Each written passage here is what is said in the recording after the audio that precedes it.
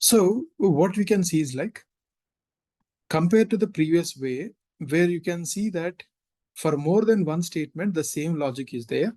We can extract the common logic. So write separately or do separate way and try to use that in everywhere. So the timings is same for everything we are using. So if I use like Saturday, it works perfectly. Or if I do like, Saturday, means a combination. So it doesn't matter.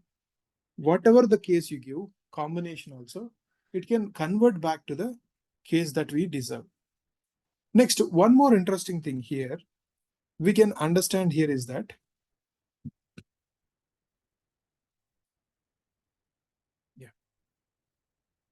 so as we have the same logic for multiple things, we can slightly change it. Means I take the same logic. So in condition 3, what I will do is like, so I write this logic into a multiple or conditions. Means either this or this. The logic is same, right? So either this or even this, the logic is same. Means multiple or conditions I am writing. Or either this one or this one, the logic is same, output. Either this one or the next one, the logic is same.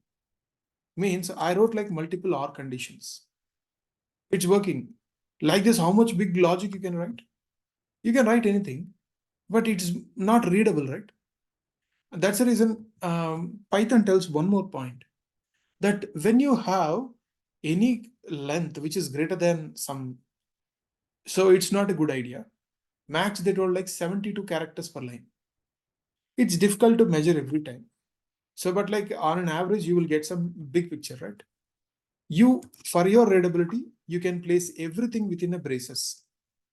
Or I told, right? So new line characters. Either way you can do. You can convert them down. So it's easy to even accommodate and read also. So Pipette says that. So I have written like this. Now it works perfect, right? So it works perfectly now. I have like multiple conditions. Now, if this multiple conditions, the same logic. So I made use of R conditions. So if you see in this example, it is having like 5 logical operations. And so 5 relational operations and 1 logical operation, and it's giving the answer. If I give like the same thing like Saturday, I get answer. Or if I give like Monday, I get answer. Or if I give like Wednesday, so I get it. So this is a much better logic compared to the previous one. Fine. Sir, can we optimize it further? So every time there will be a room. So whenever you have like multiple values in an OR condition, like this, chain of OR conditions, in that cases, we can use a built-in operator called as in. In is another operator you are using for the first time. It's like a membership check. What you are checking here, week of days, either Monday or Tuesday or anything, right? So the same logic I will do, but slightly different. So what I will do here is that, so week of the day, I will write like a in operator, and I will pass all the things into that. So we can use like any list or a tuple. So at this moment, you would make no sense for you. Any iterable is fine for you. You see, either it is equal to Monday or Tuesday or like Wednesday, or is equal to Thursday. Means instead of you checking every time, if you write like this, indirectly it will do the same checks. So Monday are equal to Tuesday or Wednesday, like that. So now instead of these many operations, your entire logic became very easy. So whenever you have this one, you can just do a print this condition. So in both the conditions, so things will work perfectly. If you want to write outside like this itself, you can write. Or as this is used only once, Instead of writing outside, you can just implement here. So instead of writing here, so the same way here also we can do. So instead of writing outside. So both the logics will work perfectly. So if I comment it and see, so this one also will work. Now, this way I'm trying to say that any problem Thursday, it's working. So if I give like any new day also, so what if I do some garbage? It works. So, and here in this logic, if you observe, so else is optional. But like in this particular case, you can see, right? Else has some significance in this problem. That's how it works. Next, if I go for the next example, like vowels and consonants like that. So I think these things I will give an assignment. You can try. So now using the operators, you can try it to check whether the given character is vowel or consonant. Generally, you have vowels as A, E, I, O, U. So using in operator, how we can identify? First thing is you need to check whether it is alphabet or not. So check number one. So in terms of the algorithm, whenever you are writing, so first, so we need to like, step one, take input in runtime. So step two, check the size. So length of character should not be greater than 1, because like only one character you want to take. Step 3, you want to check is alpha. Alphabet, right? Is it alphabet or not? Then like step 4, you can check is it vowel or not. So ensure note. So logic should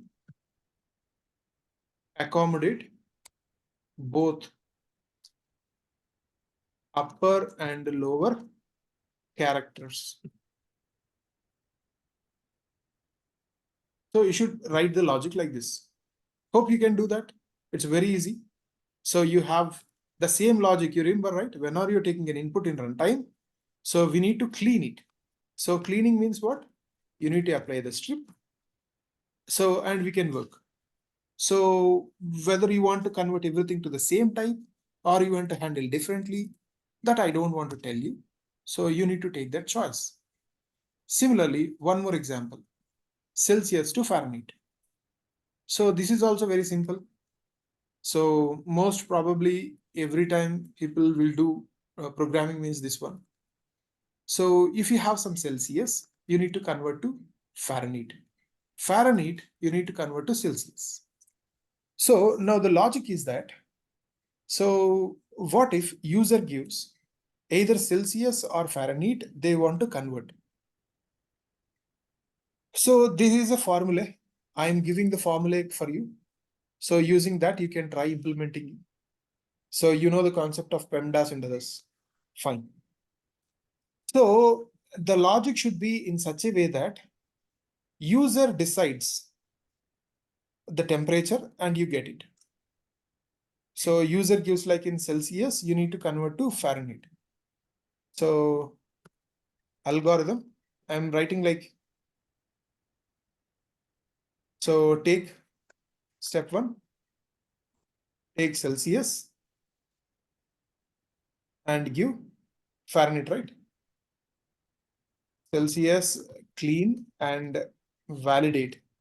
Every time input should be validated. Then you need to convert and give Fahrenheit.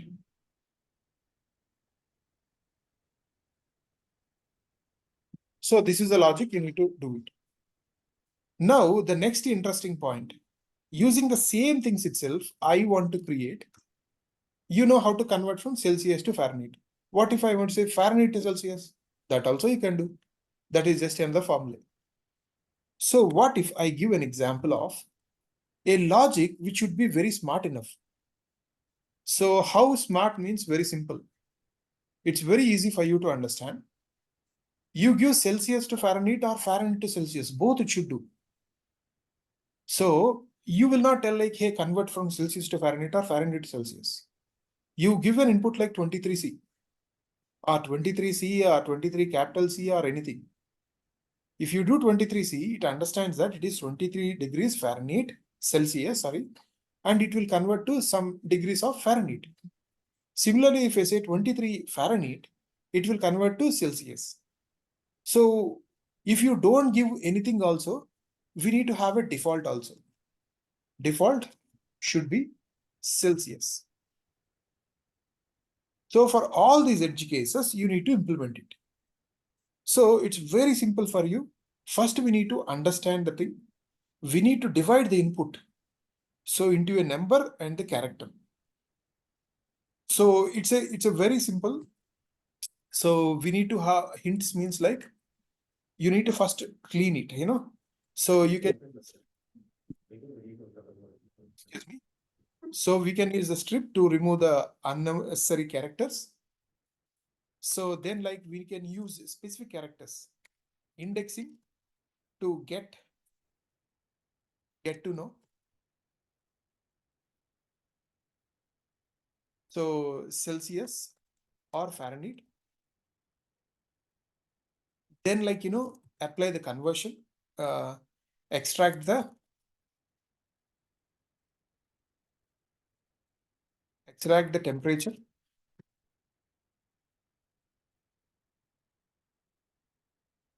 And then convert. So these are the steps you need to do. So this is another assignment. Instead of I doing, if you do, you can better address it. So the next thing is very interesting. This is another thing, but this time I will do it so that you will understand more about these conditions. Till now, all these things are typical if conditions. That's why I'm not applying it. But this one is very interesting. You can better relate to what's happening in your home. So let's take the example of an electricity bill. Generally, you know, right, how electricity bill works. It's not like a petrol bill or gas bill, right? So it's not like how much you spend that much will pay. It's like a slab basis. Means everyone will have different kinds of slabs. Till that slab, you need to pay this much, like that. Means for the first 60 units, you need to pay this much. From 60 to 100, you need to pay this much. So 100 to 150 like this. So this is the best way. So after your readings and the unit per unit amount, so totally how much you need to calculate. On top of that, we need to add the electricity cess and we need to subtract the discount and we need to add the GST and then we need to get. So simple. For suppose particular user has like 357 units were done. Means what? For first 60 units, he will pay like 1.25. Then from 60 to 100, this much. For till 150, this much. So like that, he has a slab rate of this much, right? For everything. Now the point is, user will give some value. Based upon that, we need to evaluate whether user has given correctly or not, and then do. Now the point is here is that, so do you want to take integer or a float? So the runtime input. So first, if I take the example of your thing, so number of units consumed, okay? Let's take that example as same thing. So 357 I took. So for this 357, what I need to write the logic? First, cleaning and validation I told. So I am taking like a hard coded. So there is no cleaning. Then what is the validation? So what if user passes a value which is negative? You cannot take, right? Or if you want to take it in runtime, let's do that also here itself. Units consumed is equal to, we can write in runtime input, right? Input, if I do. So I can take that example. Hey, enter the number of units, I say. So like this. So I will not take this one. I am asking how many units user has done. If I say print of f string F-string assignments. I will get exactly what data type they have used and how it happened. So if I navigate to 03, so and so 07, so and so clear screen and Python G electricity bill. What if I give same 357? It says you gave like a string. So I need to convert to integer or float. Just imagine in real time, will user get like readings in an integer or a float? You will not get exactly 357, right? Sometimes it can be so beyond also. So we need to understand in which case we need to go for integers and which case we need to go for float. Generally readings can be a decimal also. That's the reason we should go for a float. So it makes no difference. Logic will work perfectly. If I execute, if I say 357 or 357.4 and so, it works. Now, what is the conditions that I need to see? If the user is taking units which are beyond what it is doing. So means like if it is less than 0, is there any sense? You cannot address it further. So you don't know what to execute and you want to stop the program itself. You don't want to go to the next steps. So whenever you don't want to go to the next step, let's say here I wrote, if a particular thing was not done, I want to stop it. How to stop it? Means like, if just imagine like, if I just write like a print statement, then what will happen?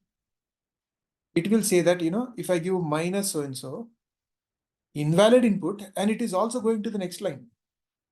If any program, if you want to terminate immediately at a particular stage, we can use something called a sys module. There are multiple modules we are using for different purposes. Sys is a module which comes with a concept of exit. Sys.exit. So means like you want to stop the program. So then what is this one sub? Means generally any program, when it is completed execution, it will return a value. So who will use that value? The program which executes that another program. In this particular case, we only executing. What will we use? We will not make use of anything. But just imagine, in real world, one program will execute another, one process will execute another, like that it happens. So the standard communication is that if you give a 0 response at the end, return value, it means everything was successful. If I give like a non-zero, it means abnormal termination. What is abnormality here? It is because the units are less than 3. So that's the reason I wrote 1. So this is the standard convention, not just in Python, across the programming arena. So now if I execute, if I give positive value, it works. But if I give like a negative value, say like minus so and so, did you see what happened? It told invalid input, but it didn't go to the next line. So this is how I handled it. And one more important thing, we need to use the strip. So especially when you want to clean the things. So then fine. Now the point is like, it is not like a simple thing. 256 means 256 into, so 10 pounds we don't do. So every slab has its own thing. Means it's not like a if else ladder. Everything is like a separate if condition. So this program is very different from others. Now the point is like, first I will check whether the user's reading is first greater than 250. Yes. Is the units greater than 250? Yes. If it is greater than 250, can it say like multiply with 10? No. Only for the units which are greater than 250, we need to multiply. So what I need to do is like, I will do like some variable like remaining units equal to units consumed. Same variable I am assigning. Now, what is the slab units? Slab units means for that slab, how many means? Beyond 250, how many are there? That is what. So what I'll do,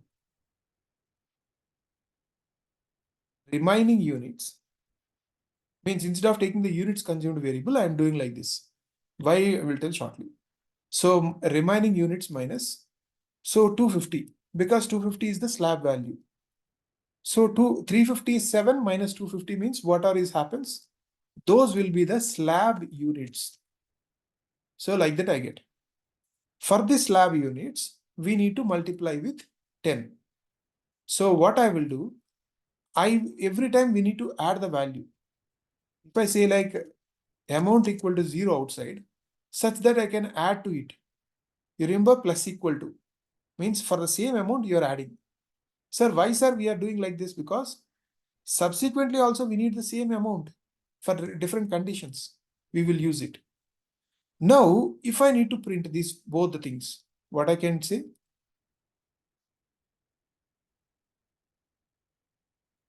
I will print the units consumed and the slab units. Now, subsequently, how many units are there? The remaining units will become, so units consumed minus equal to slab units. So how many extra are there? Those we are subtracting. Now, if you execute here, you will understand. If I say 357 again, from 357, beyond 250, how many are there? 107. So those were your slab units. Now, did you understand?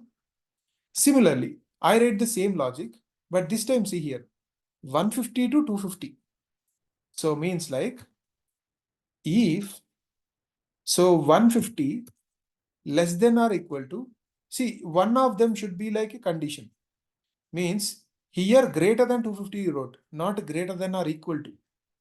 So you need to think of how you are handling it. So if I want to handle like less than so and so, and like, units consumed, so less than or equal to means higher one you want to take into the condition. So this kind of condition is possible in Python. Instead of you writing two separate logics and doing an AND operation, you can directly do. Then the same logic happens. So means when the user is entering some value, so which is from 250 onwards, you want to take it. Means whichever is smallest, with respect to that we can do. Means 150. Means above 150, whatever you have, everything you want to take. So if this condition is like if else, then what will happen? Only this condition will execute and this will not execute. But in our case, beyond 357 means you want to do both of them. So that is the reason I wrote like separate if conditions. Separate if conditions. Now you observe carefully, you will understand. If I say 3 and 357, did you observe that units consumed is both? So now units consumed, if I use the variable called as units consumed, it is not going below. But if I use this remaining units variable instead of units consumed, now did you see? If I do the same 357, did you observe? You got like both conditions. Both the conditions are there. You got the answer. So units consumed and this one.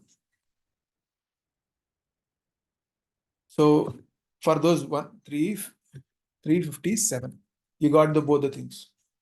Now going further, if I do the same thing for 150 to 100 to 150. So from 100 to till 150. So I got like 4. So then what I'll do? Again a separate if condition. 100 till 150 means greater than or less than or equal to. So conditions are the most important thing. You got the remaining units above 100 and multiplying with 4. And similarly, you need to do the next thing. So what is the next slab?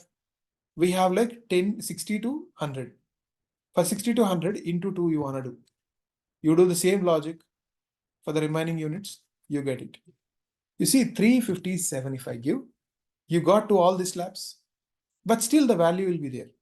So what is the last condition that we have from the initial 0 till 60? So if I say 0 till 60, I get the answer. If I say 357, did you see how many slabs are there? 357 can be divided to 107 plus 100 plus 50 plus 40, so plus 60. Like that you got, right? So finally you got some value. Every time you are adding to the total amount. Now what is the total final amount? Print of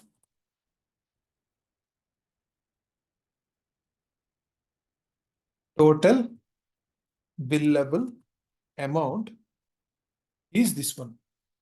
If I execute right now, I got the total billable amount. So billable amount is 2 1 so and so. Sir, we got like this one till here. But on top, we need to add the electricity cess, discount we need to remove, GST we need to add, and finally you get the final bill, right? So those things you can write like an assignment. So your assignment is to complete the remaining part.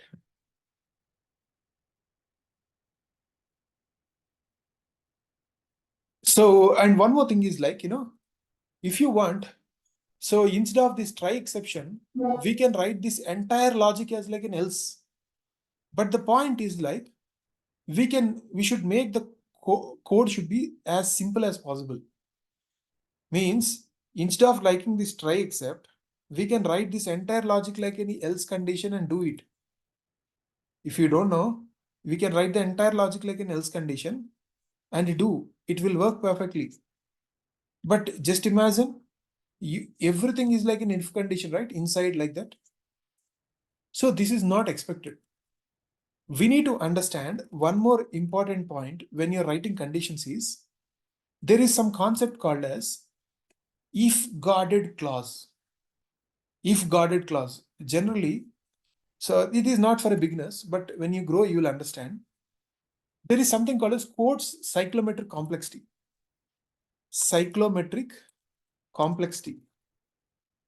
So we need to ensure that the code cyclometric complexity is less. Should be as much less as possible. So that's the reason. So instead of an else condition, I am preferring use this kind of exit and go away.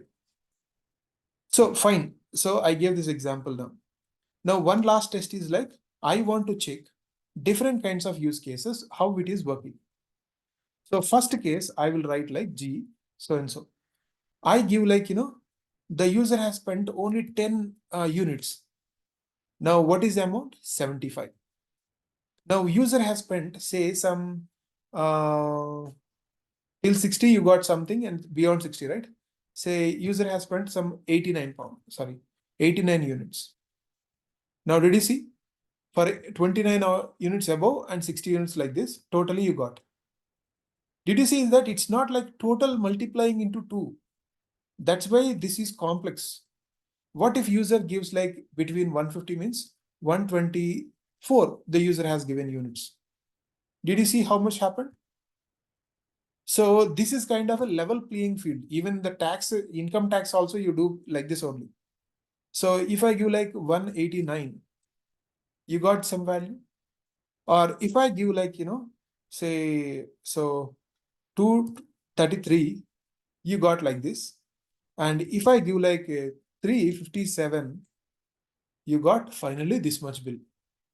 So now on top of it, if you add electricity bill and discount you need to remove and GST you need to remove, so you need to add, then you'll get the final value.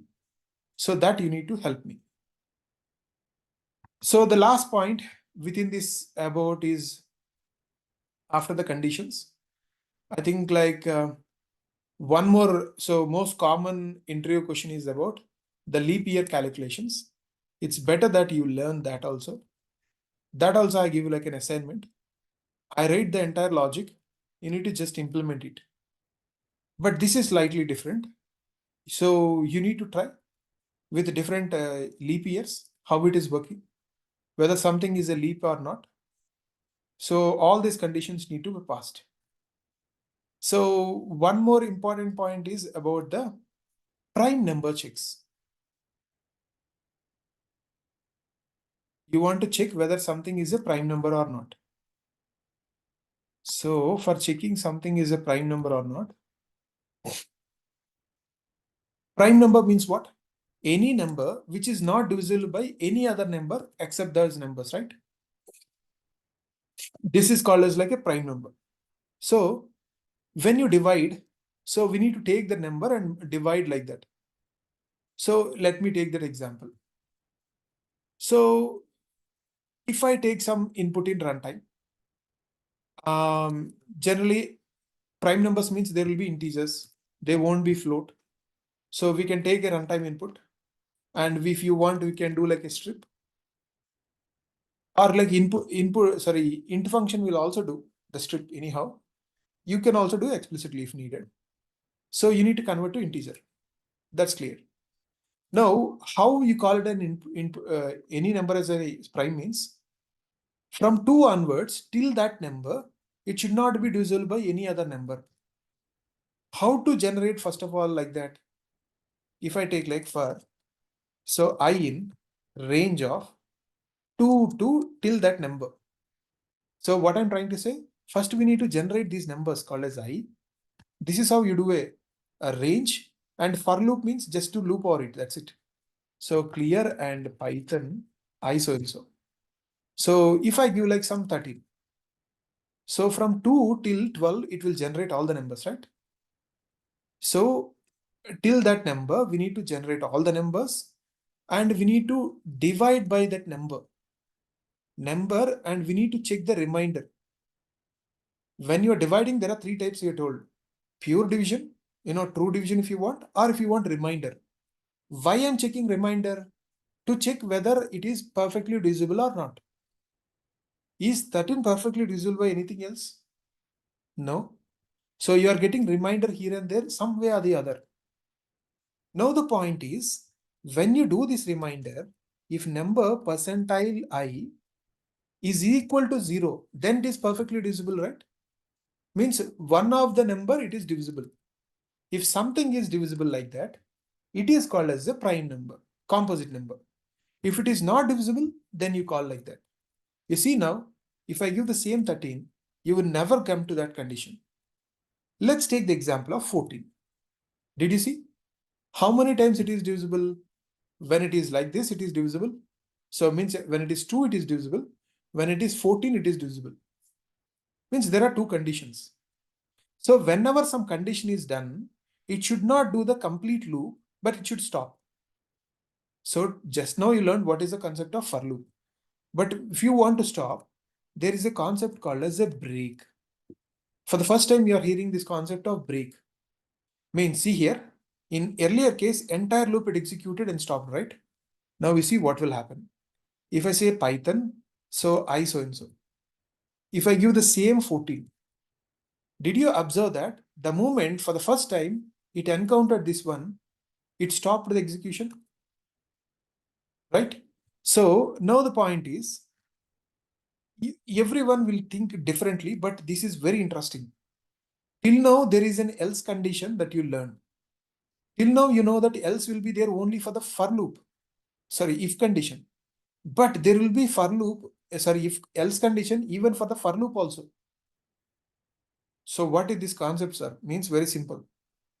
Generally, a for loop is designed to execute for n number of times. Here in this case, 2 to number, till that number, how many loops are there, it should execute. But if suddenly in middle, you got a break, you will not execute all the loops, right? Whenever you are not executing all the loops, else will not execute. If all the loops desired by the for loop were executed, then else will execute. It's very interesting. You see here. In one example, I'm explaining 2 things. If I do 14, I told that the moment this condition is satisfied, it will break, right? It was broken. So the remaining conditions, it's not executing. That's the reason else is not executing.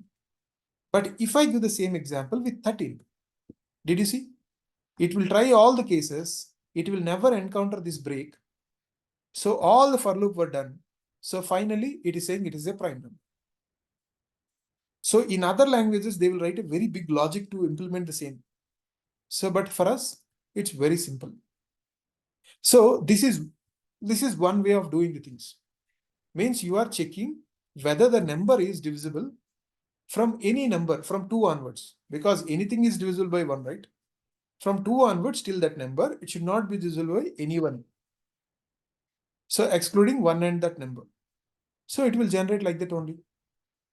Similarly, one more person told that, sir, instead of we checking till that number, because now the number is like 10 or 13, whatever you give.